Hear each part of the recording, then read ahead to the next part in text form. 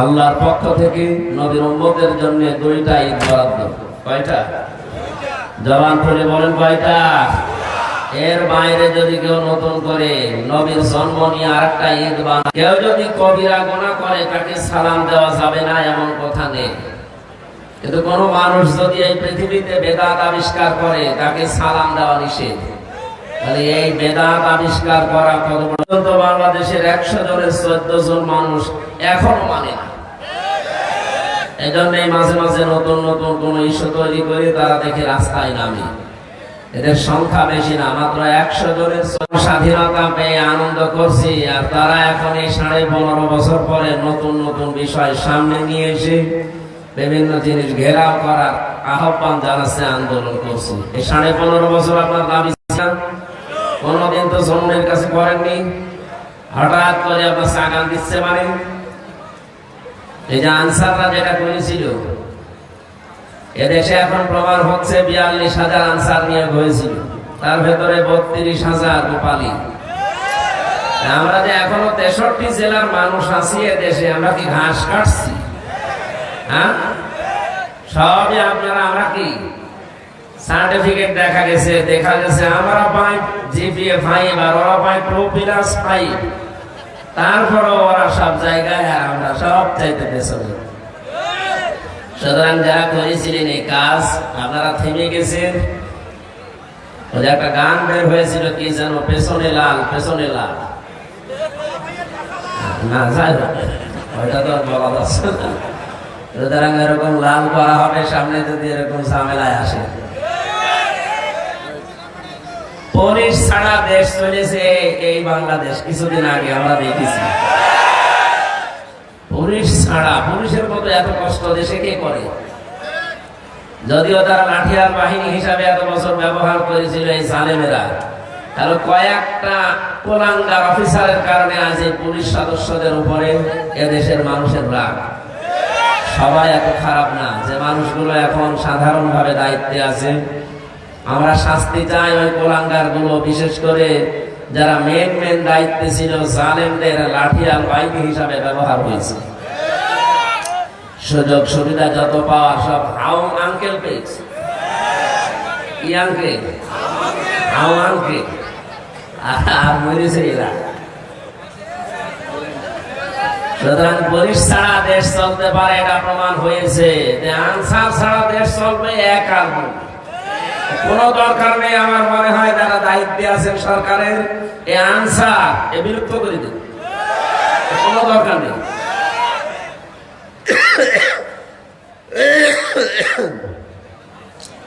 এই নিয়ামতটা পাওয়ার পরে এখনো পর্যন্ত 100 জনের 14 জন ছাড়া খুশি হতে পারেননি। আপনি আবার কবে কি পেলে খুশি হবেন বলে? দ্বিতীয় নম্বর, 100 জনের 28 জন মানুষ এখন অনেকে এই খাবো সেই খাবো এই মন মানসিকতা নিয়ে এগিয়ে যাচ্ছেন। আপনারা থামবেন। থালা এখনো আপনি হাতে পাননি, কথা বুঝতেছেন? 100 জনের 58 জন মানুষ চাইছে এদেশে আল্লাহর বিধান কায়েম হোক। আমি 100 জনের একটা জরিপ পেলাম, আন্তর্জাতিক একটা জরিপ পেয়েছি, এটা উপস্থাপন করলাম। 100 জনের 14 জন এখনো পর্যন্ত জালেমদের পক্ষে সাফাই গাচ্ছে। কথা বলে না কেন? 100 জনের 28 জন এরা আগস্টের 5 তারিখের পর থেকে হাল খাওয়া আরম্ভ করে, যেখানে যা পাচ্ছে বাবা শাহজালাল সব হালাল, এভাবে আরম্ভ করিস না। আপনারা থামবেন ভাই। বাকি 100 জনের 58 জন, তাদের যে চরিত্র এখন আমরা দেখতে পাচ্ছি, এই মানুষগুলো কারো বাড়িতে আক্রমণ করেনি, কারো দোকান পাট লুট করেনি। এই 58 জনের ভেতরে যারা স্বামী, এদের ভেতরে বেনামাজি নেই, সুদখোর নেই। এই কথা বলে না কেন? এদের ভেতরে দুর্নীতিগ্রস্ত কোনো মানুষ নেই, বেপরদা মানুষও নেই। অ্যাক্টিভ ভাবে যারা চায় এদেশে একামতে দিন কায়েম হোক, তাদের ভেতরে আপনি বেপরদা পাবেন না। কয়েকদিন আগে আমার শপথ ছিল, কেন্দ্রীয় মেহমান এসেছিল, 120টার উপরে আমার প্রশ্ন করেছে। তার ভেতরে আমার পরিবার নিয়ে প্রায় 20টার উপরে। আমি একজন আলেম মানুষ, সারা দেশে আমি কোরআনের প্রচার করে বেড়াচ্ছি, অথচ এই 120টার ভেতরে আমার মনে হয় 30টা প্রশ্নের জবাব আমার ভালোভাবে হয়েছে, বাকিগুলো হয়নি। এই জন্য আমার ডেট পাল্টিয়ে দিয়েছে। আমার মতো মানুষ যদি এই পরীক্ষায় উত্তীর্ণ হয়ে যেতে না পারে, আপনি টের পাচ্ছেন 58 জনের ভেতরে কারা আছে? সুতরাং এদেরকে আপনি দূরবীন দিয়ে অনুসন্ধান করে পাবেন না যে এরা দুর্নীতিগ্রস্ত। স্বপ্ন যেটা আমরা দেখতে চাচ্ছি সামনে,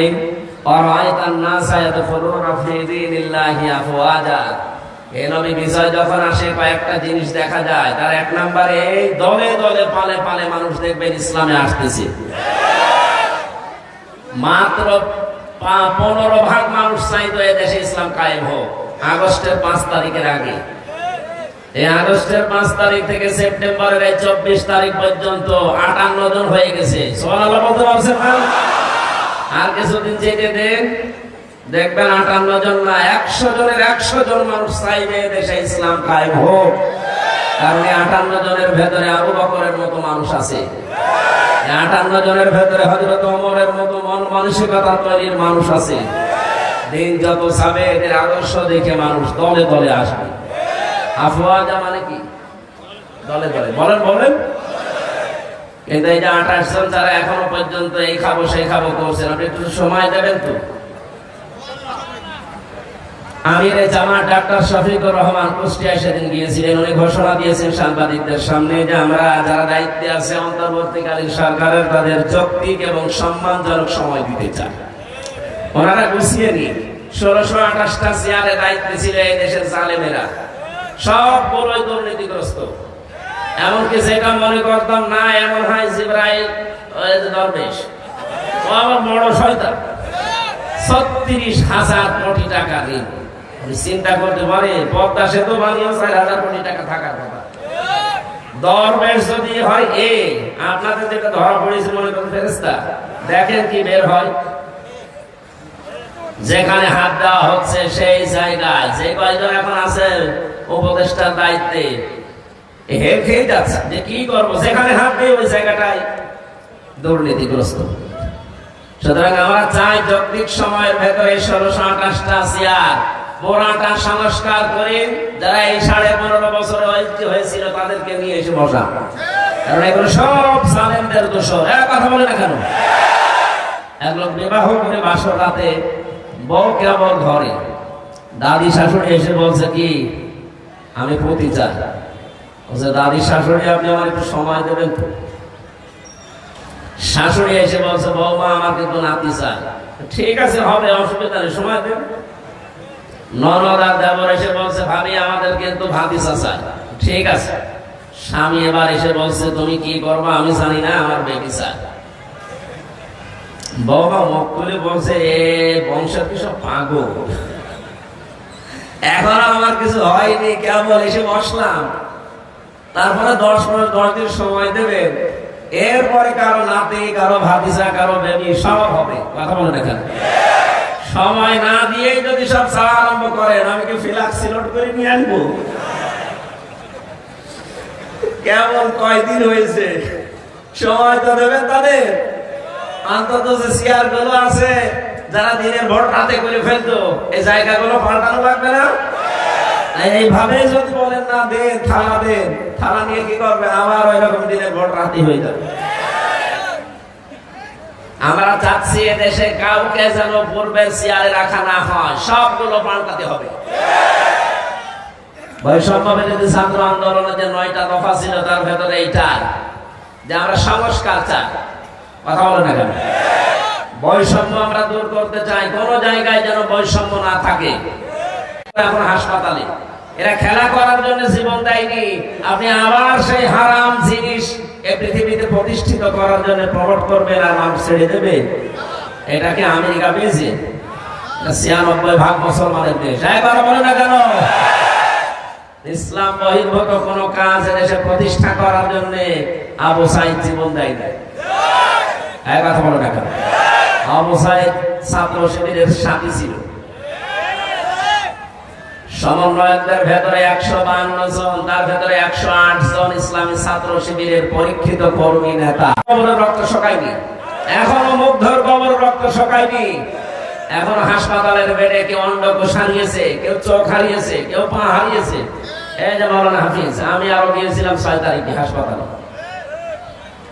তার মা তার বোন দেখাচ্ছে যে এই যে আমার ছেলে 5 তারিখে গুলি খেয়ে মণ্ডপোষ হারিয়ে ফেলছে, কেউ চোখ হারিয়েছে, কেউ হাত হারিয়েছে।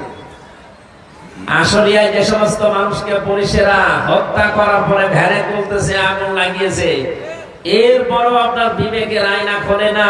আপনি কি কুকুরে পোশাক করেছে? এখন পর্যন্ত সালেমদের সাফাই গায়ে মানুষ বলে আপা ঘাবড়াবেন না, আপনি ঘাবড়ালে আমরা নরম হয়ে যান, আপনাকে নরমই বানানো হবে ইনশাআল্লাহ। সুতরাং যে সমস্ত দফাগুলোর সামনে আমরা দেখতে পাচ্ছি, গতকালকে এটা প্রকাশ হয়েছে, উপদেষ্টার ভেতরে একজন, আমি নাম নিলাম না, মানে 8টা 9টার সামনে দফা নিয়ে এসে এগুলো আবার প্রমোট করতে চাচ্ছেন। তার ভেতরে এটা একটা সমকামিতা, এই শব্দটা শুনলে শরীরের ভেতরে কেমন যেন শিউরে ওঠে। এটা আল্লাহর পুরা সৃষ্টিকে পাল্টিয়ে দিয়েছে।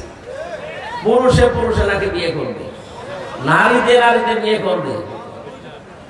ওরা এটা শরীফ শরীফা হিসাবে বানাতে চেয়েছিল, আজ ওইটা অনেকে কায়েম করার জন্য। আমরা এরকম উপদেষ্টা দেশে দেখতে চাই না।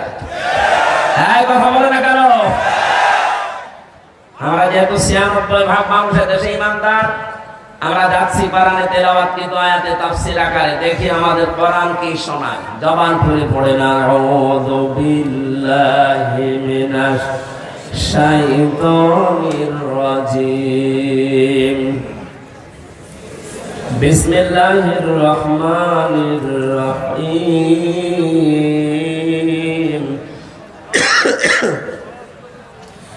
ওয়ালা ইয়াসরিকনা ওয়ালা ইয়াজনিনা ওয়ালা ইয়াকতুলনা আওলাদাহুন্না ওয়ালা ইয়াতিনা বিবুহতান। সূরা মুমতাহিনা শব্দের শাব্দিক অর্থ হচ্ছে পরীক্ষিতা নারী। কোন নারী? এই পৃথিবীতে যে সমস্ত নারীরা ইমানের পরীক্ষা দিয়ে উত্তীর্ণ হয়েছিলেন, তাদের ভেতরে 6 জনের নাম উল্লেখযোগ্য। একজন, প্রথম যার নাম পেয়েছি, হযরতে আসিয়া। কি নাম? আরো জোরে বলেন।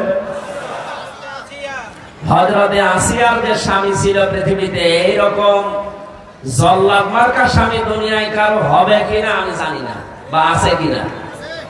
না আছে মানে না, ওর মতো স্বামী দুনিয়ায় কারো আসার কথা না। নিজের স্ত্রীকে হাতের ভেতরে ব্রেক লাগিয়েছে, পায়ের ভেতরে সরাকা লাগিয়েছে, এই গরম তেল ঢেলে দিচ্ছে মাথার উপরে, কপালের ভেতরে ব্রেক লাগিয়েছে। এই কঠিন অবস্থায় আল্লাহ রাব্বুল আলামিন জিবরাইলকে বললেন, জান্নাতটা নিয়ে তার সামনে ধরো। হযরতে আসিয়া জান্নাত দেখার পরে বলেছিলেন, ইদকালাত রাব্বি বিনিলি ইনদাকা বাইতান ফিল জান্নাতি ওয়া নাজ্জিনি মিন ফিরআউনা ওয়া আমালিহি ওয়া নাজ্জিনি মিনাল কওমিজ যালিমিন। মেয়েরা যারা এসেছেন, বহু মেয়ে লোক আসার সময় চোখে পড়েছে, এই জন্য আমি হাদিসটার সামনে আনলাম এই আয়াতটা। হযরতে আসিয়া ডাক দিয়ে বলেছিলেন, জিবরাইল, জান্নাত আল্লাহ পাঠিয়ে দিয়েছে, আমার এই অবস্থা দেখে আমার আল্লাহকে বলো জান্নাত নয়, যেখানে আল্লাহ আছে ওখানে একটা ঘর যেন আমার জন্য আলাদা ভাবে বানায়, যেখানে সব সময় বসে আমার মালিককে দেখা যায়। দ্বিতীয় নম্বরে হযরতে আসিয়া বলেছিলেন, হে আমার রব, আমার উপর স্বামীর এই অত্যাচার দেখে তোমার আবার যেন রাগ হয়ে না যায়, তোমার কাছে আমি মোনাজাত করছি, এই কঠিন অবস্থা থেকে যারা আমার উপর অত্যাচার চালায়, যাদের হুকুম মতো চালায়, যাদের হুকুমে চালানো হচ্ছে, সে আমার স্বামী, আমার স্বামীর মন্ত্রীদের ভেতরে হামান। 2 নম্বরে যাদেরকে দিয়ে চালাচ্ছে, তাদের এবং আমার স্বামীর জুলুম থেকে, অত্যাচার থেকে তুমি আমাকে বাঁচাও, কিন্তু আমার স্বামীর উপরে তুমি কোনো জুলুম করো না। মা বোনেরা একটু খেয়াল করেন তো, এত বড় কঠিন ভয়ঙ্কর পরিস্থিতিতে এত বড় শাস্তি পাওয়ার পরেও তিনি স্বামীর জন্য বরদোয়া দেননি। নিজেকে বলছেন, আল্লাহ আমাকে তুমি বাঁচাও, কিন্তু স্বামীর উপরে গজব দিও না। আর আপনার জীবনে একটু কোনো কষ্টের ভেতরে আসলে আপনি আন্দাজে মুখ ফুটেই বলে ফেলেন যে তোমার বাড়িতে এসে কিছু পেলাম না। মানুষ আশা করছি আজ থেকে আপনি জীবনে শিক্ষা নেবেন। আল্লাহ যেন তৌফিক দেয় আপনাকে, ধরে বলেন আমিন। আরো 6 জনের নাম আছে তাফসিরে, আমরা সবগুলো বললাম না, নাম করটা বলছি কেন। এই সূরার নাম মুমতাহিনা। নারীরা যখন বিশ্ব নবীর কাছে আসতেন, নবীজিকে আল্লাহ জানিয়েছিলেন 6টা শর্ত দেবেন তাদেরকে। তার ভেতরে অন্যতম এই যে আল্লাহর সাথে শিরিক করবে না। এটা যেহেতু কালকে রংপুরে আলোচনা করেছি, এই জন্য ওই পয়েন্টটা আমি আর বলছি না। দ্বিতীয় নম্বর, যারা আমার কাছে এসেছ তাদেরকে আমি শোনালাম না, চুরি করবা না। কি করবা না? এটা কায়েম করার জন্য শুধু ওয়াজে হয় না। এই জন্য নবীজিকে আল্লাহ জানিয়েছিলেন, হে নবী, যে কথাগুলো এখানে একটা একটা করে আপনাকে শোনাচ্ছি, এটা জনগণকে যখন আপনি বাস্তবায়নের জন্য চেষ্টা চালাবেন, তখন আপনার হাতের ভেতরে ক্ষমতা লাগবে। এজন্য যেদিন তিনি হিজরত করবেন, ওই দিন আল্লাহ তাকে শিখিয়েছিলেন যে আপনি আমার কাছে আগে দোয়া করেন, আকুর রব্বি আদখিলনি মুদখালা সিদকি ওয়া আখরিজনি মুখরাজা সিদকি ওয়াজআলনি মিন লাদুনকা সুলতানান নাসীরা। বলেন আল্লাহু আকবার। আজ যে মানুষগুলো মনে করেন যারা দাড়ি রাখে, টুপি পরে, নামাজ আদায় করে, শুধু মসজিদ, খানকার, মাদ্রাসা নিয়ে থাকবে, তাদের পরিবার, সমাজ, রাষ্ট্রের দরকার নেই। তারা শোনেন, নবী যে কঠিন মুহূর্তে যেদিন হিজরত করার জন্য বাড়ি থেকে বের হবেন, এক মুষ্টি বাড়ি হাতে নিয়েছিলেন। নবীজিকে জিবরাইল জানালেন যে আপনি শুধু সামনের দিকে ফিকে মারেন, সূরা ইয়াসিনের কয়েকটা আয়াত তেলাওয়াত করে। সূরা ইয়াসিনের কয়েকটা আয়াত তিনি তেলাওয়াত করার পরে সামনের দিকে মারলেন। যত মানুষ চারিদিকে দাঁড়িয়ে তরবারি নিয়ে পাহারা দিচ্ছিল, নবীজি বের হলে হত্যা করবেন, তাদের চোখের কোণে কোণে এই বাণী পৌঁছিয়ে দিয়েছে নবী নিজে না, আল্লাহ নিজে পৌঁছিয়েছে। কোরআনে কারিমে আল্লাহ নবীজিকে শুনিয়েছেন, আমার মাইতা ইদে রামাইতা ওয়ালাকিন্নাল্লাহ রামা। হে নবী, আপনি তো বালি শুধু সামনের দিকে মেরেছিলেন, চারিদিকে যে বালি পৌঁছিয়ে গেল, এটা কিন্তু আপনি করেননি, এটা করেছে আমার কুদরত। তাহলে আল্লাহ পাক যে নিজে কিছু করে নবীজির জন্য, এটা প্রমাণ। নবী তো সামনের দিকে মারলে সামনের কাফেরের চোখে লাগার কথা, পেছনে গেল কি করি? পুরাটা দায়িত্ব পালন করেছিল ওই সময় আল্লাহর কুদরত। সবার চোখে যখন বালি মাটি, তখন সবার চোখ জ্বলতে আরম্ভ করেছে, তরবারিটা ফেলে দিয়েছে। বিশ্ব নবীকে এই কঠিন মুহূর্তে আল্লাহ বলেন, আপনি দাঁড়ান। ডান পা দিয়ে যখন আপনি ঘরে প্রবেশ করেছিলেন, বাম পা দিয়ে এখন আপনি বের হয়ে চলে যাবেন। এই দোয়াটা পড়েন যে আল্লাহ, তুমি আমাকে এই ঘর থেকে যখনই বের করবে, নিরাপদে বের করে দেবে। রাস্তায় যতক্ষণ থাকবো আমি যেন নিরাপদে থাকে, এমন এক জায়গায় আমাকে পৌঁছাবে, যেখানে পৌঁছানোর পরে একটা রাষ্ট্রীয় ক্ষমতা তুমি আমাকে দেবে, যার ভেতরে তোমার সাহায্য থাকে। এখানে শিক্ষা হচ্ছে নিরাপত্তা দেওয়ার একচ্ছত্র মালিকানা আল্লাহ। আল্লাহ নিজে নবীকে দোয়াটা শিখিয়েছেন যে আপনি বের হচ্ছেন, কিন্তু নিরাপত্তা চান আমার কাছে, যে ঘর থেকে বের হলে আমি যেন নিরাপদে বের হতে পারি, পুরা রাস্তাটা যেন আমার জন্য নিরাপদ হয়। শুধু নিরাপদ হলে হবে না, যেখানে আমাকে পৌঁছাবেন পুরা জায়গাটা আমার হাতে দিয়ে দেবেন, ওই জায়গায় যেন আপনার সাহায্য থাকে। আর 15.5 বছরে যে অবস্থা আমরা দেখতে পেয়েছি, জোর করে যারা ক্ষমতা নিয়ে টিকে থাকার চেষ্টা করে, তাদের ভেতরে আল্লাহর রহমত থাকে না। হাদিস আমরা শুনেছি, জন্মের পর থেকে কোন মানুষ যদি দায়িত্ব চেয়ে নেয়, জোর করে নেয়, আল্লাহর রহমত তার থেকে তুলে নেন। কিন্তু কোন মানুষ যদি নিজে দায়িত্ব নিতে চাই না, আল্লাহ পাকের পক্ষ থেকে আসে, তখন আল্লাহ পাক নিজে তার ভেতরে তার সাহায্য রাখেন। নবীজিকে দোয়া শিখাচ্ছেন কে? বলেন বলেন।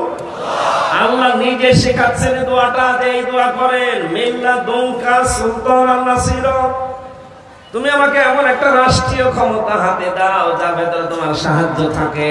তার মানে যিনি দোয়া কবুল করবেন তিনি শিখিয়ে দিচ্ছেন। আর আমার মনে হয় বাস্তবে দোয়ার প্রতিফলন ১৫০০ বছর পর আজকের বাংলাদেশ এখন দেখতে পাচ্ছে। আজকেও আমাদের ইউসুফ আলাইহিস সালামের মতো যাদের চরিত্র, তাদের দরকার এগিয়ে আসা। ১৫.৫ বছর আমরা দেখেছি কত কোটি টাকা বাইরে চলে গেছে। আজকে খায়রুল আনামের মতো, ডাক্তার শফিকুর রহমানের মতো, অধ্যাপক মুজিবুর রহমানের মতো এই মানুষগুলোকে যদি নিজেরাও তারা বলে যে আমাদের হাতে দেন, আমাদের জনগণের দায়িত্ব তাদের হাতে তুলে দেওয়া। ইউসুফ নবী যেমন বলেছিলেন যে আমাকে দেন খাদ্যের দায়িত্ব, আমি সঠিকভাবে আঞ্জাম দিতে পারবো।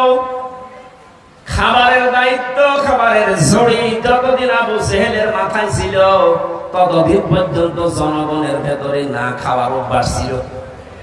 যখনই মুহাম্মদুর রাসূলুল্লাহ এই ঝুড়িটা নিয়ে আবু বকর ওমরের মাথায় তুলে দিয়েছেন, ঝুড়ি একই আছে, শুধু মানুষ পাল্টিয়েছে।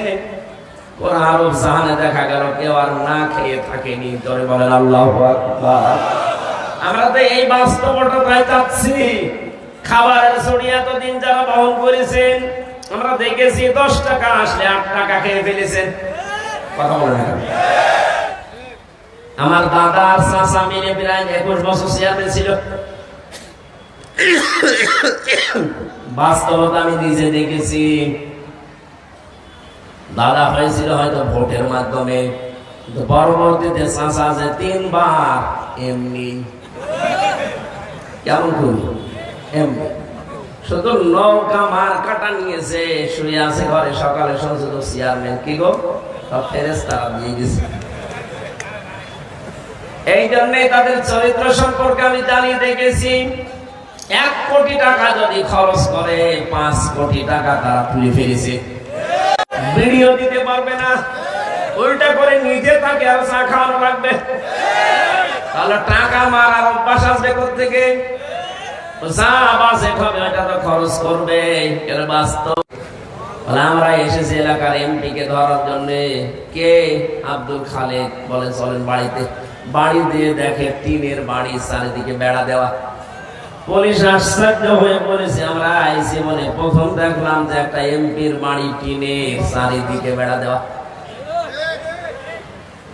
সেই মানুষগুলোর উত্তরসূরি আজকে কিছুক্ষণ আগে কথা বলেছে, তাদের চরিত্রবাদীরা তারা এখন খবরে আছে। এই মানুষগুলো যদি ওদের মতো আচরণ করে এদেশে অভাব থাকবে না। নীলফামারী বাসী চুরি বন্ধ করার জন্য কিয়ামত পর্যন্ত যদি এসে ওয়াজ হয়, জীবনেও চুরি বন্ধ হবে না। চুরি বন্ধ করার জন্য মিল্লাদুনকা সুলতানান নাসিরা, রাষ্ট্রীয় ক্ষমতা লাগবে। সামনে সে সময় যেহেতু এসে পড়েছে আর সুযোগ আমাদের সামনে, এটা যদি হাতছাড়া হয়ে যায় কিয়ামত পর্যন্ত পস্তাবেন। আপনি মনে করছেন না যারা আসবে ওরা চুরি করবে না? কে বলেছে আপনাকে? কে বলেছে আপনাকে? আগস্টের 5 তারিখের পর থেকে বাকি সময় দেখতে পাচ্ছেন না? থালা হাতে না পেয়ে অনেকে শুরু করে দিয়েছে। একটা পরীক্ষা চলছিল, অনেকেই ফেল করে গেছে। এই পরীক্ষায় যারা এখনো পর্যন্ত উত্তীর্ণ হয়ে আছে, পাশ করে আছে, এরপরও যদি আপনার বিবেক না খোলে বুঝবেন আপনার বিবেক মরে গেছে। কোরআনে কারিমের বিধান আল্লাহ দিয়েছেন খেলা করার জন্য না। আস-সারিকু ওয়াস-সারিকাতু ফাকতাউ আইদিয়াহুমা জাযাম বিমা কাসাবা নাকালাম মিনাল্লাহ। আল্লাহ পাক বলেন চোর যদি পুরুষ হয় নারী হয়, সাক্ষ্য প্রমাণে যদি ধরা পড়ে তার হাত কেটে দাও। আজ বাংলাদেশে সেই 10 সালে যখন ধরা পড়েছিল, এই যে বস্তা ভর্তি টাকা নিয়ে কালো বিড়াল, এই সময় যদি আমরা হাত কেটে দিতে পারতাম কোরআনের আইন দিয়ে, এই 24 সাল পর্যন্ত আর কেউ চুরি করার সাহস পেত না। এ দরবেশ এত টাকা চুরি করতো না। কথা বলছে না? সুতরাং তোমরা যেন চুরি না করো, এটা শুধু ওয়াজের কাজ না, এটা কার্যকর করে দেখাতে হয়। আরে কার্যকর করতে হলে বিধান নিয়ে যাওয়া লাগবে সংসদে। সংসদে যদি 151 জন আপনি পাঠাতেই না পারেন, কবে এই আইনটা বাস্তবায়ন করবেন? শুধু ওয়াজ করেন, ওয়াজ করেন, ওয়াজ করে পারবো কি? আপনি যদি নিজেকেই নিজে পরিবর্তনে নিয়ে আসেন, তাহলে ওয়াজ করে লাভ হবে। আর যদি বলেন যে যা বলছে বলুক গা, শুনি আমি আবার ওই কান দিয়ে বের করে বাড়ি চলে যাবো, যান, কিয়ামতের আগে দেশে চুরি বন্ধ হবে না। জেনা যেন না করো। জেনা বন্ধ করার জন্য আজকে যে 9 দফা শুনলাম, একজন উপদেষ্টা দিয়েছে, তার ভেতরে 3 নাম্বার পয়েন্টে যে মেয়েদেরকে গর্ভধারণ করতে দেওয়া লাগবে। মেয়েদেরকে বৈধ হোক অবৈধ হোক গর্ভধারণ করতে দেওয়া লাগবে। তার মানে জেনার কারখানা খুলতে যাচ্ছে। এটা বন্ধ করার জন্য ওয়াজে হবে। সবকিছু খুলে রেখে দিয়েছেন। আকাশ সংস্কৃতির নামে কত কিছু আসতেছে। বন্যার পানির মতো ভারত থেকে পিন আপ করা পত্রিকাগুলো আসে। আপনি কি করে জেনা বন্ধ করবেন? কন্ট্রোল করা দরকার, স্যাটেলাইট গুলো কন্ট্রোল করা দরকার, এই বন্যার পানির মতো পিন আপ করা পত্রিকাগুলো। আর এটা করার জন্য শুধু ফোফা দিয়ে হবে না, আইন লাগবে। আর আইন যারা তৈরি করবে তাদেরকে পাঠাতে হবে। আপনাদেরকে আমি খুব সত্য কথা বলছি, হজ না করে আপনি হজের সওয়াব পাবেন, যাকাত না দিয়েও যাকাতের সওয়াব পাবেন, নামাজ না পড়েও আপনি নামাজের সওয়াব পাবেন। সূরা নিসা 5 নম্বর পারার 10 নম্বর পৃষ্ঠা 13 নম্বর লাইনের 85 নম্বর আয়াতে আছে, মাইয়াশফা শাফাআতান হাসানাতান ইয়াকুল লাহু নাসীবুম মিনহা ওয়া মাইয়াশফা শাফাআতান সাজ্জিয়াতান ইয়াকুল লাহু কিফলুম মিনহা ওয়া কানা আল্লাহু আলা কুল্লি শাইইন মুকিতা। বলেন আল্লাহু আকবার। রব্বুল আলামিন বলেন, কেউ যদি কোনো ভালো কাজে সুপারিশ করে, সাহায্য করে, সহযোগিতা করে, রায় দেয়, সমর্থন জানায়, ভোট দেয়, ওই লোকটা ভালো কাজ করে যে সওয়াব পাবেন, আপনি শুধু রায়টা দিয়ে সেই সওয়াব পাবেন। এই জন্য অনেক হামসা কিয়ামতে উঠে বলবে, আল্লাহ আমি তো হজ করিনি, হজের সওয়াব তোমার ফেরেশতারা মনে হয় ভুল করে লিখে ফেলেছে। রব্বুল আলামিন বলেন, হামসা আমি জানি তুমি হজ করোনি, কিন্তু তুমি এমন মানুষকে রায় দিয়েছিলে, সমর্থন জানিয়েছিলে, সুপারিশ করেছিলে, ভোট দিয়েছিলে, যেই লোকটা তোমার ভোট পাওয়ার পরে ক্ষমতায় গিয়ে সংসদে হজের পক্ষে কথা বলেছিল। ধর্ম মন্ত্রণালয়ে যিনি দায়িত্বে আছেন এখন উপদেষ্টা ডক্টর আফম খালিদ স্যার, উনি বলছেন আমরা সব জায়গায় কথা বলে বলে এই সিন্ডিকেটটা ভাঙার চেষ্টায় আছি। উনি যেহেতু এখন একা, এইরকম মানুষ যদি আমরা 151 জন তৈরি করতে পারি, 7 লাখ, 7.5 লাখ, 8 লাখ টাকা লাগবে না, 3.5 লাখ টাকায় খরচ করা যাবে। আপনার এই সুপারিশের মাধ্যমে খায়রুল আলমের মতো মানুষ যদি হজের পক্ষে সংসদে কথা বলতে পারে, আপনি হজ করেননি ঠিক আছে, কিন্তু কিয়ামতে হজের সওয়াব নিয়ে হাজী সাহেবের কাতারে দাঁড়াতে পারবেন। এই সুযোগ যদি সামনে আসে আপনি কাজে লাগাবেন তো? কোন আঙ্গুল দিয়ে বলেন তো দেখি, আঙ্গুলটা লিল্লাহি তাকবীর।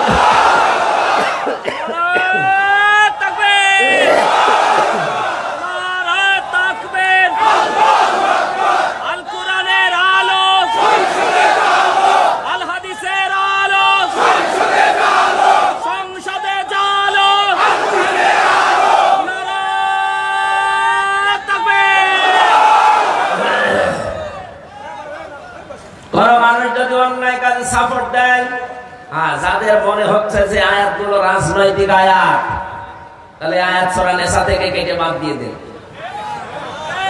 যদি কোনো কথা এখনো পর্যন্ত ভুল ধরতে পারেন যে এটা বেশি হয়ে গেছে, এটা অন্য লাইনের কাছে আসেন, কোন হুজুর নিয়ে আসবেন, নিয়ে আসেন।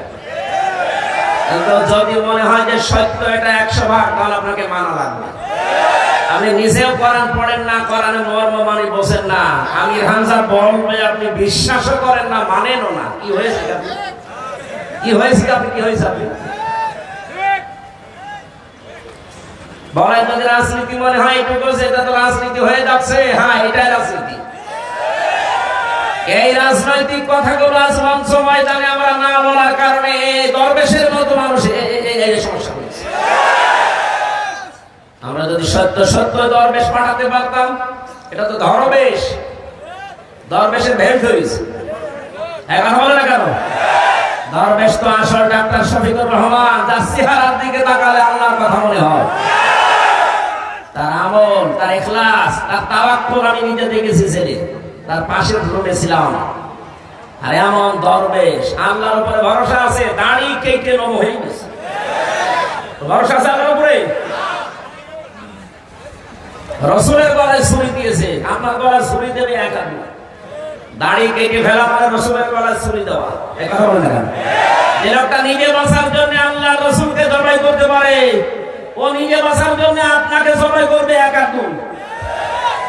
এরপরও যদি এখন সাফাই গান সালেমের পক্ষে কিছু মানুষ এখনো পর্যন্ত সাহস দিচ্ছে সালেমকে যে আপা পাশে থাকেন, চট করে ঢুকে পড়বো, আপনি চট করে আসবেন, আমরা ফট করে আয়না ঘরে ঢুকে।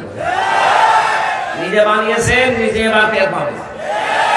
আবু জাহেল নবীর জন্য একটা কুয়া খুঁড়েছিল, নিচে কুয়ায় পড়ে গেছে। আমার মনে হয় এর কপালেও তাই আছে। ওদের চট করে ঢুকে পড়ার আহ্বান জানাচ্ছে, আশা আকাঙ্ক্ষা বেশ করছে, ওসা বানিয়েছে, ওখানে ওকে রাখা হবে ইনশাআল্লাহ। ব্যারিস্টার আর মানে 8 বছর ছিল, আপনি থাকবেন 18 বছর। আমার গেছিল 10 দিন। 10 দিনে আমি শুকিয়ে গেছি। আমি জেলে যখন ঢোকে তখন আমার 64 কেজি ওজন ছিল।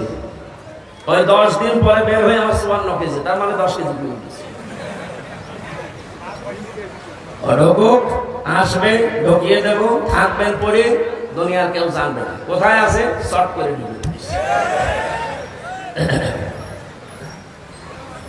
জেনা বন্ধ হওয়ার জন্য যেটা দরকার ছিল সেটা আমরা না করে শুধু ওয়াজ করেন। ওয়াজ করে করবো কি? কি ওয়াজের কাজ হলে আল্লাহ কোরআনে আয়াতগুলো ওয়াজের জন্য দিতেন না, এটা দিয়েছেন রাষ্ট্রে ক্ষমতা হাতে নিয়ে এটা বন্ধ করার জন্য। বিশ্বনবী মুহাম্মদ রাসূলুল্লাহ আয়াতের তাফসিরে তার চাচাতো ভাই হযরত আব্দুল্লাহ ইবনে আব্বাস রাদিয়াল্লাহু তাআলা আনহু রাইসুল মুফাসসিরিন বলা হয়, তিনি ব্যাখ্যা করছেন এইভাবে, আপনি যদি রায় দেন, রায় পেয়ে এই লোকটা যদি এই যে এখানে যে ছিল দায়িত্বে সিনেমা তৈরি করে, একটা বলছে না কেন, নিজে নায়ক হয়ে গেছে। এই নায়ক হয়ে কত মেয়ে লোকের দিকে লোলুপ দৃষ্টিতে তাকিয়েছে, নিজে জেনা গোনা করেছে, চোখের জেনা নয়টা। এবার হবে না কেন? আপনি বাকের ভাই দেখেন তো, বাকের ভাই তো একেবারে ফেরেশতা। যত কাজ করেছে সিনেমা, নভেল, নাটক, থিয়েটারের মাধ্যমে প্রত্যেকটাই হাতের জেনা, চোখের জেনা, না জামাকের জেনা, না অন্য কোনো জায়গার জেনা। এই জেনাগুলো যে করেছে, এই লোকটা জেনা করে করে পুরাটাই হয়ে গেছে, ওর শরীরটা এখন জেনা করে। জেনা কার না? সিনেমায় যারা কাজ করে, নভেল, নাটকে চরিত্র কোনটার আছে আপনি দেখান তো, বলে হুজুর হজ করে। কিসের হজ করে? ওর চোখের জেনা, ও কিসের হজ করে? এই লোকটা ক্ষমতা পেলে অবশ্যই এরকম কিছু জেনার কারবার তৈরি করতো। 200 কোটি টাকা দেওয়া হয়েছিল সিনেমা তৈরি করার জন্য। দেখে নাই মানুষ, এদেশের মানুষ গ্রহণ করে না, কারণ অধিকাংশ গুলো নিয়ম নীতি ঠিক হয় না, মানানো। মানুষ কি এখনো পাগল আছে? এই লোকটা ক্ষমতা পেয়ে যদি সিনেমা, নভেল, নাটক, থিয়েটার এগুলোর অনুমোদন দিত আপনাদের রায়ের কারণে, কথা বলে না কেন? কিয়ামতের দিন আপনি দেখতেন নামের আগে লেখা আছে জেনাখোর, বলতেন আল্লাহ আমি তো জেনা করিনি। আল্লাহ পাক বলেন হ্যাঁ আমি জানি।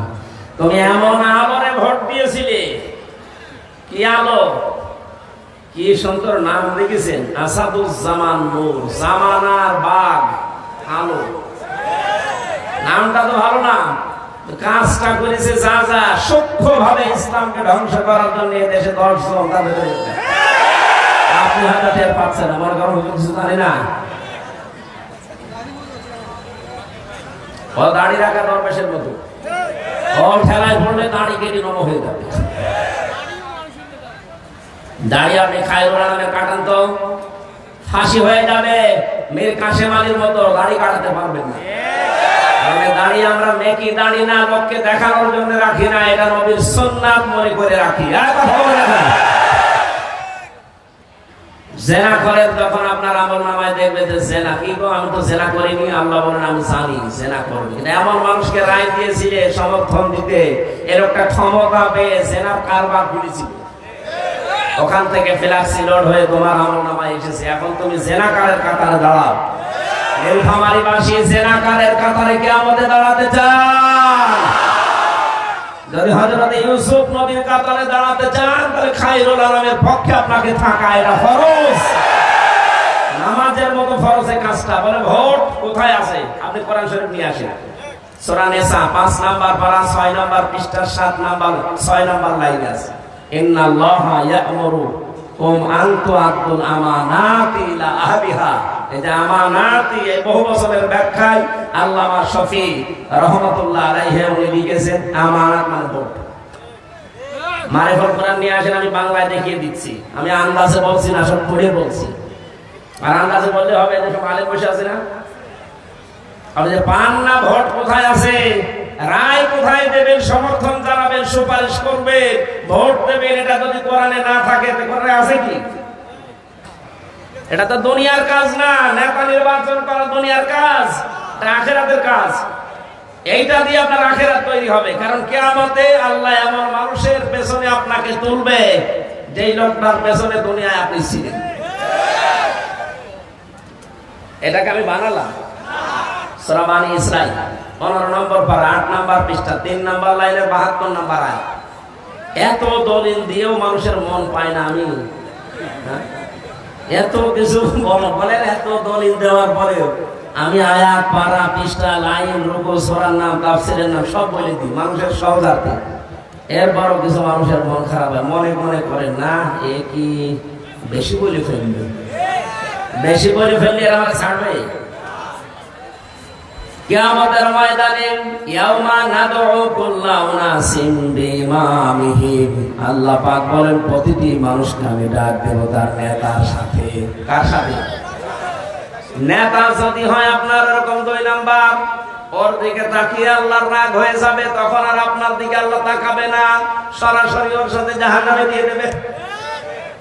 কিন্তু নেতার চরিত্র যদি হয় হযরত ওমরের মতো, তার চেহারা যদি হয় আবু বকরের মতো, তাকে দেখলে আল্লাহ পাক খুশি হয়ে যাবেন, আপনার পর্যন্ত আর যাওয়া লাগবে না, ওকে যেখানে দেবেন আপনাকে ওখানে দিয়ে দেবেন। যে আমরা ভুল করবো না, জেনা বন্ধ করার জন্য ক্ষমতা দরকার, পাওয়ার দরকার, আইন তৈরি করে বাস্তবায়ন দরকার।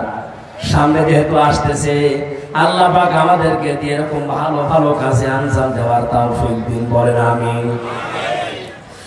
এবার আমি 3 নাম্বার যে বিষয়টা নেওয়ার জন্য বসেছিলাম ওইটা বলছি, এই খুব ভালো করে খেয়াল করুন।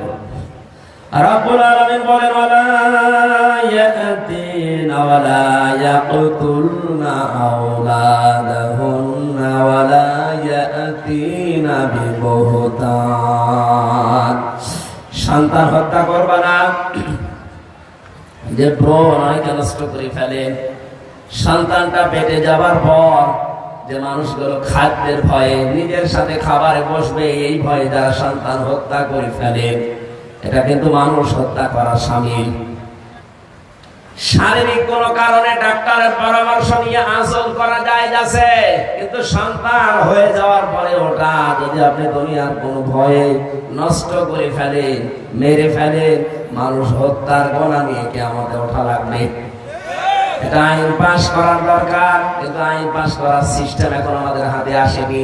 এজন্য আমরা নিজেরা সচেতন হব, আমরা যেন এরকম কোন হত্যার সাথে শরীক না হই। আজ বাবা আর অপরাধের কারণে অনেকে সন্তানের দিকে আঙ্গুল তুলে তাকাচ্ছে, সন্তানের অপরাধের কারণে তার পেটে যেটা আছে ওর দিকে ইঙ্গিত দিচ্ছে। 15.5 বছর আমরা এটাই দেখেছি। যাদের বয়স 70 আপনি তাদেরকে যদি রাজাকার বলতেন মেনে নিতাম, যাদের বয়স 40, স্বাধীনতার প্রায় 11 বছর পরে জন্ম, আপনি তার এই গালি দেন কি হিসাবে? এমনকি তার বউয়ের পেটে যে সন্তান আছে ওইটাকেও বলে ওটা চেতনায় রাজাকার হবে। দাদার পরে বাবা, বাবার পর নাতি পেটে আছে, ওইটা যদি চেতনায় হয়, তাহলে এতদিন পর্যন্ত আপনারা যা করেছেন মানুষ হত্যার নাম নিয়ে, গোমের নাম নিয়ে, খুনের নাম নিয়ে, এদের এখন যারা আসবে এরা হচ্ছে তা নাই, গোমকারী, হত্যাকারী। বহুদান শব্দটা কোরআনে কারিমে একটা ভয়ঙ্কর শব্দ পেয়েছি আমি কোরআনে। কোরআন পড়ে আমার কাছে আশ্চর্য দুইটা বিষয় লেগেছে, একটা হচ্ছে জুলুম আর একটাই বহুদান। আল্লাহ পাক বলেন, তোমরা যে দোষ যে করে নাই তারে ওই দোষ দিয়ে দোষী বানিয়ে দুনিয়ায় কলঙ্কিত করবা না। অথচ 15.5 বছর এটা সব চাইতে বেশি হয়েছে আমার নামে। একটা চালিয়ে দিয়েছে, আমি নাকি আইএস, আমি নাকি বাংলা টিমের সদস্য। আমরা যদি বলতো শিবিরের লোক, জামাতের লোক, তাও একটা মেনে নেওয়া ছিল। এমন একটা নাম দিয়েছে, জীবনের নাম আমি শুনিনি যে আইএস কারে বলে। আনসারুল্লাহ বাংলা টিমের সদস্য কি এটা আমি জানি না, আন্দাজে 10টা দিয়ে যে 3টা বছর আপনি জেলে আমার রেখে দিলেন, প্রমাণ তো হয়েছে যে না আমি দলে নেই। কয়েকদিন আগে আমার মামলা সব খারিজ হয়ে গেছে।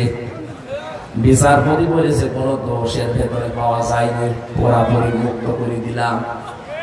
তাহলে আমি যেহেতু নির্দোষ প্রমাণ হয়েছে আদালতের মাধ্যমে, আমার কোনো দোষ পাইনি। যে মামলা দিয়েছিলে মামলার সাথে আমার ন্যূনতম কোনো সম্পর্ক নেই। তাহলে মামলার আয়ু থেকে শুরু করে একেবারে উপরের চেয়ার পর্যন্ত যারা এর সাথে টট্টবটন জড়িত, প্রত্যেকের এভাবে 3 বছর এখন জেল খাটানো উচিত। কথা বলে না কেন? শুধু ছেলে দিলে তো হতো, রেখেছে ফাঁসির কন্টেম ছেলে। এরপরে আমার বাবার টাকাগুলো তো খেয়েছে, কারণে অকারণে যে বলতো 50টা মামলা দেবো, শিগগির টাকা দেব। বাবা তো গ্রাম্য মানুষ, ধরার পরে মুরব্বী দিয়েছে 8 লাখ। সে ছিল 10 লাখ, বলেছিল মামলা আর দেবো না। একবারে 8 লাখ দিয়েও টাকাও নিয়েছে, মামলাও দিয়েছে। এটা পুরাটা মিথ্যা, আমার উপরে একটা দোষ চাপিয়ে এখন তো প্রমাণ হয়েছে যে কোনো দোষ আমার ছিল না, আদালত প্রমাণ করেছে। এখন আমি যেটা চাই, আমার উপরে যেটা চাপিয়ে দিয়েছিলেন আপনার উপর আমি চাপাচ্ছি না। আপনি যা বলেছেন সেইটা আপনাকে আমি চাপাই। কথা বলেন না কেন? আপনি তো খুনের সাথে জড়িত, আপনি গুমের সাথে জড়িত, আপনি আয়না ঘরের সাথে জড়িত। আমার দোষ নেই, আমি খালাস। আপনার তো দোষ আছে, আপনারা আমরা রাখতে চাই। থাকেন, দেখে কেমন লাগে। এখনো পর্যন্ত 1,10,000-এর উপর মানুষ জেল খাটতেছে সারা বাংলাদেশ মিলে। তার ভেতরে প্রায় 100 জনের 65 থেকে 70 জন মানুষ কিচ্ছু জানে না, আন্দাজে ঘরে ঘুমিয়ে আছে। সকালে লোক করে দেখছে জেলখানায়, কি গো গাছ কেটেছিস, কখন কাটলাম, স্বপ্নে গাছ। আমার বিয়ে আছে জেলখানার ভেতরে, ঘুমের থেকে উঠে দেখছে আমি বাড়িতে, কি গো মাঝখান থেকে আল্লাহর ওলিরা এরা 5 লাখ টাকা হাদিয়া নিয়ে চলে গেছে। আমার মামলার আইন ছিল, আমি নাম ধরে বলছি, কাজী মিজান, মাদারীপুরে ট্যাগের হাটে বাড়ি। শয়তান এখন পালিয়েছে। মোট ছিল ওই সময় রিমান্ডে, আমি দেখেছি মানুষের আচরণ এরকম হয় না। একটা মানুষ কুকুরের সাথে, গরু ছাগলের সাথে অত খারাপ ব্যবহার করে না। ও যা করেছিল আলেমদের সাথে, চোখ কালো কাপড় দিয়ে বেঁধে নিয়ে, মাজায় দড়ি দিয়ে, হাতে হ্যান্ডকাপ দিয়ে টেনে নিয়ে যেত মাটির নিচে। মনে হচ্ছে যে গরু টেনে নিয়ে যাচ্ছে, অথচ নিজে নিজে রিমান্ডে আমার বলতো, হুজুর আপনি কিছু করেননি, আমি জানি কিছু করেননি, আপনি নিজেই বলছেন, এরপরও এরকম খারাপ ব্যবহার করেন কোন কারণে? টাকা চাই, টাকা নিস। টাকা নেওয়ার পরে যদি ভালো ব্যবহার করতো তত মেনে নিয়ে যেত। বরদোয়া এমনি বের হয়, এই কারণে বের হচ্ছে। আচ্ছা, এই সমস্ত কোলাঙ্গারদের কারণে আজ সাধারণ কনস্টেবল, পুলিশ, এদেরকেও মানুষ ঘৃণা করে, দেখতে পারবে না। কিছু এরা 24 ঘন্টা ডিউটি করে, আর এই শয়তানগুলো বহু কামিয়েছে আর এখন পালিয়েছে। এদের মতো কোলাঙ্গারকে যেন একটাও ছাড় দেওয়া না হয়। বিশেষ করে আমি নাম ধরে বলছি, সাবেক আইসি এই বেনজির, আসলে কোনো নজির নেই। এখন যেটা ধরা পড়ে আছে আব্দুল্লাহ আল মামুন, কত বড় শয়তান। মানুষকে দেখাচ্ছে যে স্যার গুলি মারি একটা, মরে একটা, আর কেউ পালায় না। এইটা দেখার পর ওরে এখনো ফাঁসি না দিয়ে রেখে দিয়েছে, মানে ওরে এক্ষুনি ফাঁসি দেওয়া লাগে। আর যারে দেখিয়েছে ওই কামাল, কিসের মাল, ওরে এখন কামাল বানানো দরকার। নির্ভেজাল টাটকা শয়তান ছেলে এগুলো, শুধু মদের আর নারীর উপরে থাকবে। কোন চরিত্র আছে মানুষগুলো? বললে অনেক পুলিশ ভাইদের মন খারাপ হয়, হ্যাঁ এত নেকেট কথা বলে। নেকেট কি পেয়েছে? ও সব করেছে, ও কি মানুষের আচরণ বলে? জঙ্গির নাটক সাজিয়ে এই যে মনিরুল, এই লোকটা আন্দাজে জঙ্গির একটা নাটক সাজিয়ে বাইরের দেশকে দেখাতে যে দেশের জঙ্গি আছে। কিসের জঙ্গি আছে? 3টা বছরে জেলখানার ভেতরে কোনো জঙ্গি পায়নি, এগুলো জঙ্গিও সাজিয়েছে। ভারতকে আর আমেরিকাকে দেখাতে চেয়েছে দেশে জঙ্গি আছে। আমাদের আপা না থাকলে আপনারা বাঁচবেন না, এই ধোকা দিয়ে বোকা বানিয়ে রেখেছিল। এখন কিন্তু তারা টের পেয়েছে পুরাটা তো ধোকা, এই জন্য এবার আর রাজি হয়নি, এবার দলে উল্টিয়ে গেছে। হ্যাঁ কথা বলছেন না? এই জঙ্গি নাটককারী এই মনিরুলের আমরা শাস্তি চাই। পিটানোর জন্য আদেশ দিয়েছে আসাদুজ্জামান, আমি ওই ভাবে পিটাতে চাই। আমার তো কোনো দোষ পাইনি, প্রমাণ হয়েছে আদালতে, ওকে আমি পিটাতে চাই। এরপরে যা হয় আমার কপালে। যত মানুষ ভাবে মিথ্যা তহমতের মামলা নিয়ে আন্দাজে জেল খাটতেছে, আমার মনে হয় সবগুলো বেকসুর খালাস দেওয়া দরকার। কোনো কারণ নেই, আন্দাজে। আমার যেমন 3 বছর গেল, এরকম কারো 3 বছর 5 বছর 7 বছর পড়ে আছে, বিশেষ করে বিডিআররা। আপনাদের নীলফামারী, এই পঞ্চগড়, ঠাকুরগাঁও বহু বিডিআর আমার পাশে ছিল। রাতের বেলা আহ বলে ডাক দিত। 11 বছর 12 বছর 14 বছর আছি, কিচ্ছু জানি না, অথচ 1 মাস পরে আমি রিটায়ার্ড হয়ে যেতাম। এটা মুরব্বী মানুষের কান্না দেখতাম বিডিআর। এই নীলফামারী বাড়ি, কোন জেলা?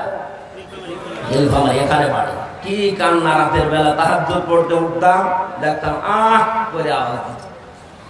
পঞ্চগড়ের আরেকবার এই মানুষগুলোকে যেহেতু প্রমাণ হচ্ছে, ওরা নিজেরা বলতো ভাই আমার যদি শাস্তিও লাগিয়ে দেয়, আমাদের যে ডিপার্টমেন্টে আছে সর্বোচ্চ 7 বছর শাস্তি দিতে পারে। আর 14 বছর পরে আছি, একক ক্ষমতা নিয়ে উনি রায় দেয় না। উনি যেহেতু পালিয়েছে, আমরা চাই বেকসুর ভাবে এদেরকে খালাস দিয়ে বের করে দেওয়া হোক। জীবনের বাকি সময়টা অন্তত পরিবার নিয়ে কাটা। মাসলুম মানুষগুলো পড়ে আছে, কোনো দোষ নেই। যত তহমত দিয়ে মিথ্যা মামলা দিয়ে আজ 10 বছর 15 বছর পর্যন্ত জেলে আছে, যারা এখন এই মামলার আয়ু থেকে উপর পর্যন্ত জড়িত, প্রত্যেকের শাস্তির দাবি করছেন। কারণ পরবর্তীতে যদি কোনো জালেম আবার আসতে চায়, তারা যেন এখান থেকে শিক্ষা নিতে পারে যে আন্দাজে তহমত দেওয়া যাবে না। তহমত দিয়েছিল একজন, এদিকে কত বড় অপরাধ এটা, কিভাবে অপরাধটা সংগঠিত হচ্ছে। হযরত ইমাম মালিক রাহমাতুল্লাহ আলাইহি, তার জামানার একটা ঘটনা আমি হাদিসের পাতায় পড়েছি, ইতিহাসে। তিনি তার জামানায় একজন মহিলা মারা যাওয়ার পরে পাশের এলাকা থেকে এক মহিলা এসেছে লাশ ধোয়াতে। লাশ ধোয়াতে ধোয়াতে হঠাৎ করে রানের উপরে হাত দিয়েছে, হাত গেছে আটকিয়ে। হাত আটকিয়ে যাওয়ার পরে চিন্তা করছে হাত তো খোলে না, কয়েক ঘন্টা পার হয়ে যাচ্ছে। এলাকার যে মসজিদের ইমাম ছিল তাকে বলছে আপনি কি করবেন দেখেন। তিনি বলছে এক কাজ করেন, হাত যেহেতু আটকে গেছে, এই হাতের যে জায়গাটুকু মাংস আছে, এই মাংসটা কেটে ফেলে দেন। যার বউ মারা গেছে সে চিল্লিয়ে উঠেছে, কি আমার বউ মারা গেছে, এই মরা মানুষের গা থেকে শরীর থেকে আপনারা লাশ এই গোশত কাটবেন, আমি হতে দেব না, দরকার এই মহিলার হাত কেটে বাদ দিয়ে দেন। এখন এই মহিলার স্বামী আর ছেলে বলছে না, আমার মেয়ে আমার বউ ভালো মানুষ, আমার মা ভালো মানুষ, আমরা এসেছি উপকার করার জন্য, এখন আপনারা তারই হাত কেটে দেবেন, জীবিত হাত কাটতে দেব না। কয়েক ঘন্টা হয়ে যাচ্ছে, মহিলা প্রসাব পায়খানা যাবে, কিছু হয় না, কি করি, হাত তো ছড়ে না। শেষ পর্যন্ত ওই দেশের প্রধান কাজী যিনি বিচারপতি ছিল, মদিনায় থাকতেন ইমাম মালিক, ঘোড়ায় চড়ে তাকে নিয়ে আসা হচ্ছে। ইমাম মালিক আসার পরে ডাক দিয়ে বললেন, মহিলা সত্যি করে বলো কি হয়েছে। প্রথমে মেয়েটি বলছে আমি কিচ্ছু জানি না, শুধু লাশ ধোয়াতে ধোয়াতে হাত লেগে গেছে আর চলে না। ইমাম মালিক বলে, দেখো আমার কাছে কিন্তু কোরআন হাদিসের রাডার আছে, আমি ধরে ফেলবো। সত্যি করে বলো কি করেছিলে?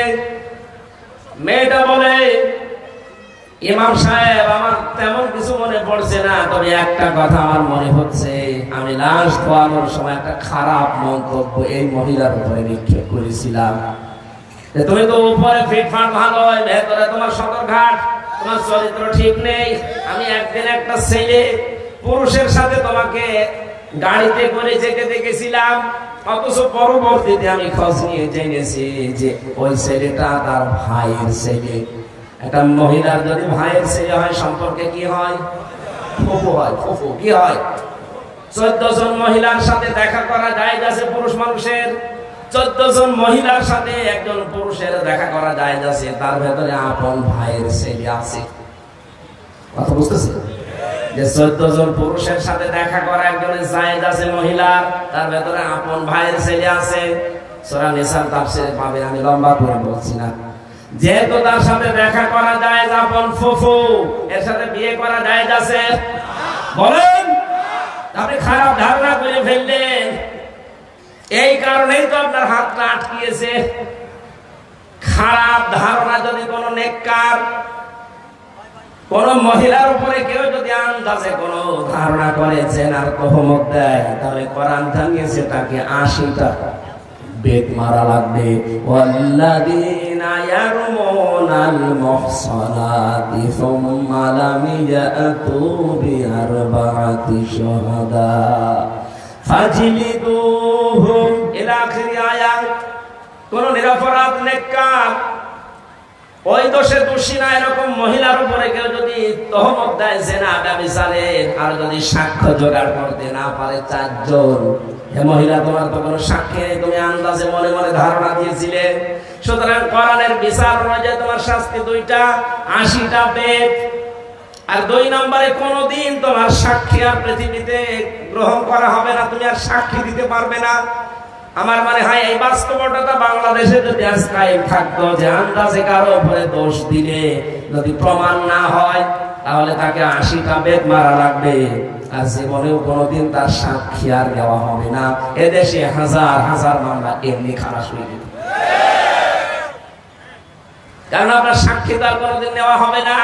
2 নম্বরে 80টা বেত লাগানো হবে যদি এই মামলা প্রমাণ করতে না পারেন। আমারটা যেমন প্রমাণ করতে পারেনি, তাহলে এই মিজানকে কত বেত লাগানো উচিত কোরআন অনুযায়ী? 80টা। কয়টা? আর কোনোদিনও কোনো মামলার আয়ু হতে পারবে না, সাক্ষী হতে পারবে না। এটা কোরআনের নির্দেশ। যদি এটা কায়েম থাকতো তাহলে এটা আমরা দেখতে পেতাম। ইমাম মালিক ডাক দিয়ে বলে, মহিলা আমি কোরআনের রাডার ওই সময় বুঝে ফেলেছি যে অবশ্যই তুমি কিছু করেছিলে। অমাইয়াকে সেবে খতিয়াতান আও ইসমান সুম্মা ইয়ারমি বিহি বারিআন ফাকাদ হাইতামালা বুহতানা ওয়া ইসমান মুবিনা। সূরা নিসা 112 নম্বর আয়াতে আছে, কোন মানুষ যদি নিজে অন্যের উপরে, একটা নিরপরাধ মানুষের উপরে দোষ চাপিয়ে নিজে ভালো সাজে, নিজেকে ভালো মনে করে, আল্লাহ পাক বলেন সে যেন প্রকাশ্য পাপের বোঝা বহন করে নিয়ে বেড়ায়। তুমি নিজে হয়তো এরকম উল্টাপাল্টা মহিলা আন্দাজে একটা ভালো মানুষের উপরে একটা জেনার তহমত নিক্ষেপ করলে, ধারণা করলে, আল্লাহ এই শাস্তি দুনিয়ায় তোমারে দিয়েছে, তোমার হাতটা গেছে আটকিয়ে। আমার মনে হয় এরকম শাস্তি যদি আজ বাংলাদেশে একটা কোন জেলায় হয়তো যে হাত আটকিয়ে যাচ্ছে দোষ দিলে, তাহলে এদেশেই তহমত বন্ধ হয়ে যেত। ইমাম মালিক বলেন, আমার কাছে কোরআন হাদিসের রাডার ছিল। মান সালিমাল মুসলিমুনা মিন লিসানিহি ওয়া ইয়াদিহি। মুসলমান তো ওই মহিলাকে, ওই পুরুষকে বলা হয় যার হাতের দ্বারা আর মুখের দ্বারা অন্য মুসলমান শান্তি পায়। এটা তো একটা মুসলিম মহিলা, তার লাশ ধোয়াতেছিলেন, হঠাৎ কেন মুখ দিয়ে এই ধারণাটা বের করলেন? হাত দ্বারা যখন এই ধারণাটা করছিলে ধোয়ানোর সময়, আল্লাহ তোমার হাত এই কারণে আটকিয়েছে। এখানে হাত মানে শুধু এই হাত না, মুখ মানে শুধু এই মুখ না। পৃথিবীতে ক্ষমতার হাত আছে, টাকা পয়সার হাত আছে, প্রভাব প্রতিপত্তির হাত আছে, কোন হাতের দ্বারা, কোন মুখের দ্বারা অন্য কোন মুসলমান যেন অশান্তিতে না থাকে, ঝামেলায় না পড়ে। যদি পড়ে তাহলে তুমি আর নবীর উম্মত না, মুসলমান না। ইমাম মালিক বললেন, সাক্ষী যেহেতু নেই, মনে মনে ধারণা করেছিলে কোরআনের সূরা নিসা 6 নাম্বার আয়াত অনুযায়ী 4 নাম্বার আয়াত অনুযায়ী আমি 2টা শাস্তির প্রথমটা তোমার এখন দেব। 80টা বেত মারা হবে। পর্দার আড়াল থেকে জল্লাদকে বললেন, ওর পিঠে বেত লাগাও। 79টা হয়ে গেছে। ইমাম মালিক রাহমাতুল্লাহ আলাইহি ডাক দিয়ে বললেন, কাজী সাহেব খবর কি? বলে না, জল্লাদ তো বলছে এখনো পর্যন্ত হাত ছড়ে না। ইমাম মালিক বললেন, আমি সূরা নিসার উপরে, সূরা নূরের উপরে 100 বার বিশ্বাস করি আল্লাহর কোরআন, কোনদিন আমার আল্লাহ এটা মিথ্যা প্রমাণ করবে না। বাকি আছে কয়টা? বলে একটা চাবুক বাকি আছে। বিসমিল্লাহ বলে এবার আরম্ভ করো। বিসমিল্লাহ বলে যখন 80 নাম্বারটা মেরেছে, চট করে হাত খুলে গেছে। মিথ্যা তহমত কত কত কঠিন জায়গায় পৌঁছায়। একটা দৃষ্টান্ত শুধু দিলাম, আজ বাংলাদেশে মিথ্যা তহমতের ছড়াছড়ি চলছে। এমনকি 5 তারিখের পর থেকে এ পর্যন্ত অনেকেই এই মিথ্যা তহমতের শামিল হয়ে নিরপরাধ মানুষ জুলুমের শিকার হয়ে বিভিন্ন রকমের ঝামেলায় পড়েছে। ডাক্তার শফিকুর রহমানের নাম বলছে এই কারণে, এই লোকটার চাইতে তো আপনি বেশি ক্ষতিগ্রস্ত হননি, এই লোকটার চাইতে বেশি জুলুমের শিকার আপনি হননি। তার ছেলে জেলখানায়, তার বউ অসুস্থ, তার দলের লোক সব পালাচ্ছে, কেউ জেলখানায়। এত বড় কঠিন পরিস্থিতি এই 15.5 বছর সে লোকটা পার করেছে। এরপরও 5 তারিখের পরে কেমন উদারতা দেখিয়েছে যে আমি সবাইকে আমার দলের পক্ষ থেকে আল্লাহর নামে মাফ করে দিলাম। ভিকটিম যারা আছে তারা যদি কিছু করে আমি সাহায্য করব, কিন্তু আমাদের দলীয় ভাবে আমার নিজের পক্ষ থেকে আমি আল্লাহর জন্য সবাই 15.5 বছরের অপরাধ মাফ করে দিলাম। ওই অন্য কেউ তো বাংলাদেশে কথা বলতে পারেনি। কথা বলে না কেন? কেউ বলতে পেরেছে কথাটা? কত বড় মন হলে কথা বলা যায়, নিজে ভিকটিম হওয়ার পরেও। আমারও পর্যন্ত এখনো উদারতা আসেনি। আমার মন বলে ওদেরকে যদি পেতাম, যা যা দিয়েছে আমার, আমি তাই দিতাম। কিন্তু উনি আল্লাহ এমন ভাবে ওনারে বানিয়েছে, আল্লাহ রাব্বুল আলামিন মনে হচ্ছে একেবারে হাতে ধরে দেখিয়েছে। যারা বহদান, যারা এখনো পর্যন্ত আছে, মেয়েদের ভেতরে অভ্যাসটা এখনো জারি আছে। মা বোনেরা থামবে না, আত্মা কারো উপরে দোষ চাপিয়ে দেবেন না। এরকম যদি কারো হাত আটকে যায়, সেদিন কিন্তু বুঝবে তামাম দুনিয়ায় আপনার নিয়ে ওয়াজ হবে। কথা বলে ঠিক কিনা? আল্লাহ আমাদের হেফাজত করুন। ভেতরে আমার অনেক ঘেমে যাচ্ছে, আর অবস্থাও তো ভালো না। কখন বৃষ্টি নেমে যায় আমরা শেষ করে দিচ্ছি। রাতের বেলা আসেন, এই পাশে পারে মাহফিল আছে। আল্লাহুম্মা আমিন।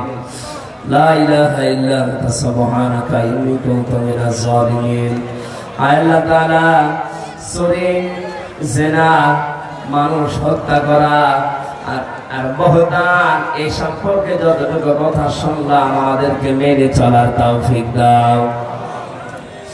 মাহফিলের আয়োজন করতে গিয়ে যারা শ্রম দিয়েছে, আল্লাহ তুমি এদেরকে মেহেরবানি করে ওমরের মতো কবুল করে নাও।